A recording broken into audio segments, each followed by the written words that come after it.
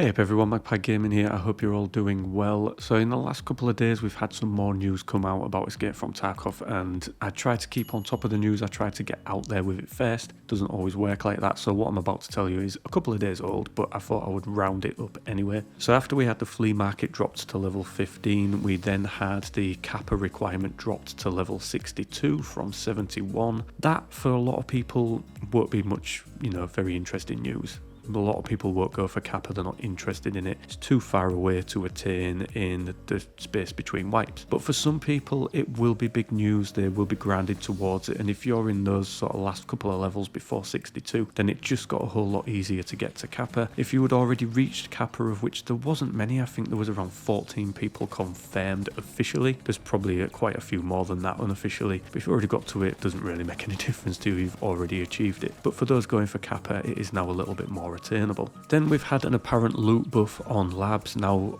loot overall globally was buffed by 27%. Seems to be that on labs it seems to be a little bit more on there for some reason. I'm not too sure why, but a lot of streamers are saying that the loot on there right now is insane and there is a hell of a lot of it. I don't play labs myself, so I can't confirm that myself, but the cynic in me says that they have done this on purpose to try and pull all of the hackers back into one map. There was a lot of reports over the last week or so from the average player saying that, hackers were on pretty much every map because of the global loot situation. So it seems as though Battlestate Games might have done some more silent changes just to try and pull the hackers back onto one map again. Again, that's the cynic in me saying that. I could be absolutely way off the mark there, but I think that's maybe what they are doing. And then we got a render of what is the Heckler & Koch G36. This is going to be coming to the game at some point. Now, we don't know when it will be coming to the game, but they are getting renders of it ready, so I'd say that it's on its way. But we've seen renders of a lot of weapons in this game before and they still aren't actually in the game, so we'll have to wait and see when this comes in. Fairly bog standard assault rifle though. It does 750 rounds per minute. It has 30 round magazines and it also supports a 100 round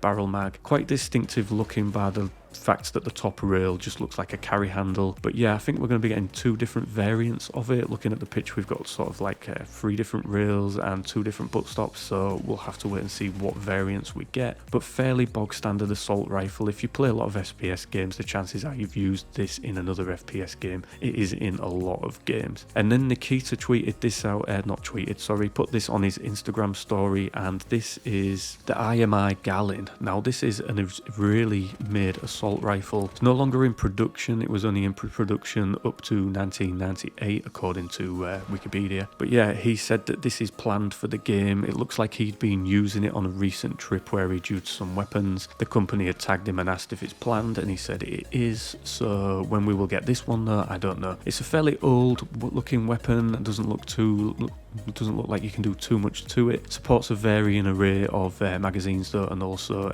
ballistic types. So it's got 5.56 and 7.62 variants, different size magazines and things like that. But yeah, he says it's planned, but we've got no idea when it will actually come to the game. Doesn't look too interesting to me though, to be fair. Does 650 rounds per minute. Not really too interested in it, to be honest.